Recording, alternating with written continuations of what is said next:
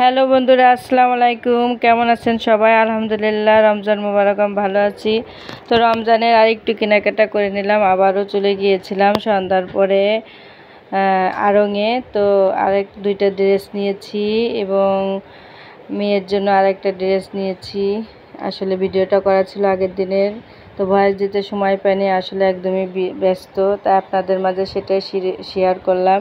কেউ কিছু মনে করবেন না, যেহেতু আমরা ভিডিও মেক করি, তা সেই ক্ষেত্রে আপনাদের বন্ধুদের সাথে শেয়ার করা এতটুকুই, তাছাড়া কিছু না। তো পরের দিন সকালবেলা আমাদের কিছু বাজার নিয়ে আসলো বাচ্চার বাবা, আবার বাসায় গেস্টও আসবে, তো সবজি নিয়ে আসলো। সুন্দর সুন্দর সবজি, তাজা সবজি আমার বরাবরই সবসময় পছন্দ, তো সেটাই নিয়ে আসছে। এবং মেহমান যেহেতু আসবে, আবারও মাংস কিনে নিয়ে আসলাম, কারণ গরুর মাংস ফুরিয়ে গিয়েছিল। এই তো সব ধরনের বাজারই করা হয়েছে। গরম মশলা, জিরা,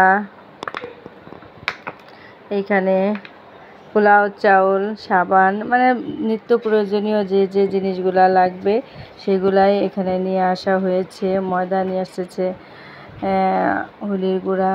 তো একে একে দেখতে থাকেন এবং ভিডিওটার সাথেই থাকবেন। আর বলেছিলাম একটু আগেই যে মাংস নিয়ে আসছে, তো এইটুকুই। এই তো আপনাদের সাথে শেয়ার করলাম। আসলে মেহমান আসবে, ভালো, এইবার মাংসটা অনেক ভালো হয়েছে, বলবো না যা খারাপ হয়েছে, আলহামদুলিল্লাহ। তো সাথে রোস্টের মুরগিও এনে রেখেছি। হ্যাঁ, সবসময় বাজারে যাওয়া হয় না, আসলে একবারে কিছু নিয়ে আসলে বাজার রমজানের রোজা রেখে খুব কষ্ট হয়ে যায়, নিয়ে আসলে উপকারী হয়।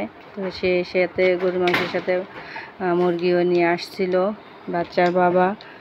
তারপরে এইগুলো গুছিয়ে রেখে আমি সমস্ত বাজারগুলো তুলে রেখে ঠিকঠাক করে তারপরে আমি চলে গেছি ঘর দুয়ার গোছাবো, যেহেতু মেহমান আসবে। সকাল সকাল ঘর দুয়ার গোছানোর কাজে লেগে গেলাম। এই তো, আর একটা কথা না বললে নয়, এর আগের ভিডিওতে আপনারা হয়তো দেখেছেন যে আমার বাবার বাড়ির লোকজন ছিল, পাশের আত্মীয় স্বজন এবং আশেপাশে আমরা যে ফ্ল্যাটে থাকি, আশেপাশে ভাবিরা উপরে নিচে যায়, তাদেরকে ইফতারি দিয়েছিলাম।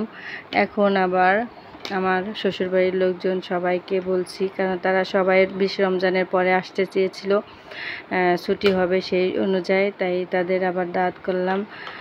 এখানে সবাই ছিল, ভাসুরের বউ, মানে যা এলি, দেবরের, ভাসুরের ছেলের বউ, এরকম মিলে। তারা যেহেতু ক্যামেরার সামনে আসতে চায়নি, এর জন্য আর আনা হয়নি। ঘর দৌড় গুছিয়ে রাখছি তাদের জন্য।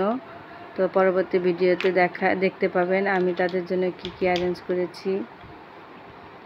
অবশ্যই ভালো থাকবেন সবাই, আর আমাদের জন্য দোয়া করবেন।